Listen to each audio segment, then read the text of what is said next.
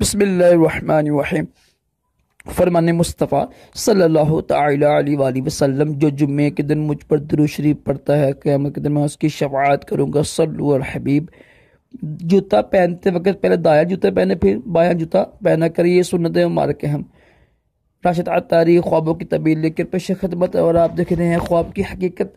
आज हम एक ख्वाब की तबीर सुनेंगे। वो है, ख्वाब में किसी जिंदा इंसान को देखा गया, वो मर गया है फिर जिंदा भी हो गया है।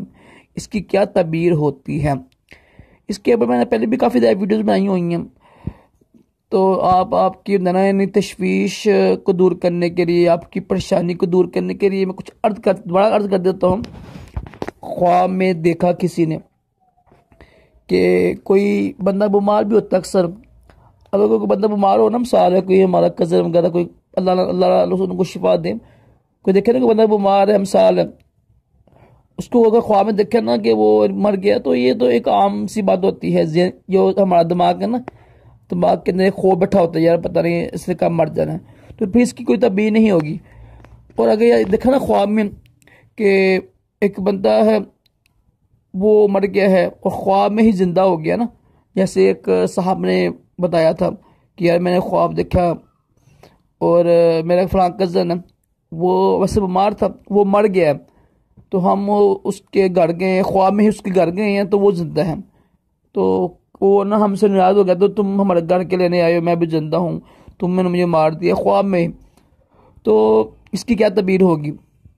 ठीक है, तो अगर ख्वाब में देखे ना कि कोई किसी जिंदे को देखा वो मर गया है फिर ख्वाब में ही जिंदा हो गया ना, फिर इसकी कोई तशवीश परेशानी की बात नहीं होती है।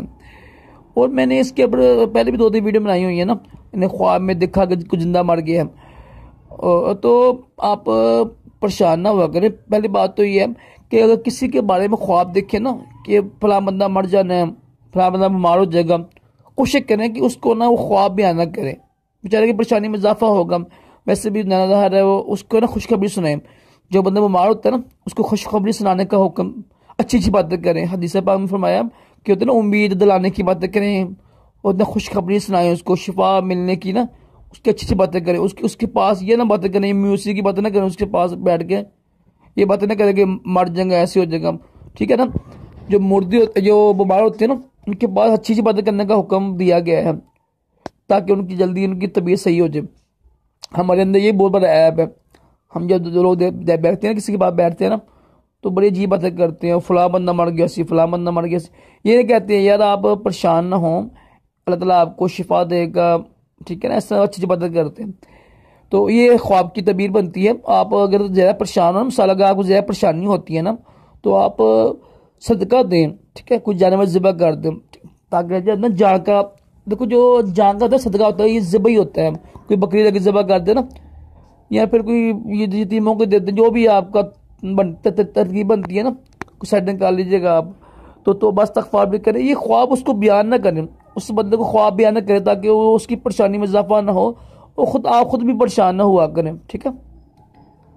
दोबारा सुन लें, ख्वाब में ये देखा कोई बंदा कोई जिंदा वो मर गया है ख्वाब में ही, और ख्वाब में ही जिंदा हो गया ना, तो इसकी कोई तशवीशनाक ख्वाब की तबीर नहीं बनती, कोई परेशानी की ख्वाब की तबीर नहीं बनती, कोई बुरी ख्वाब की तबीर नहीं बनती। तो इसलिए परेशान ना हुआ करें, दुआ मांगा करें, सदका दिया करें, ठीक है, और ख्वाब बयान ही ना किया करें। अल्लाह ताला हम सब को भी अच्छे अच्छे ख्वाब दिखाए, बुरे ख्वाबों से महफूज रखे, और अपने प्यारे महबूब सल्लल्लाहु तआला अलैहि वसल्लम की ख्वाब में ज़ियारत भी नसीब करे।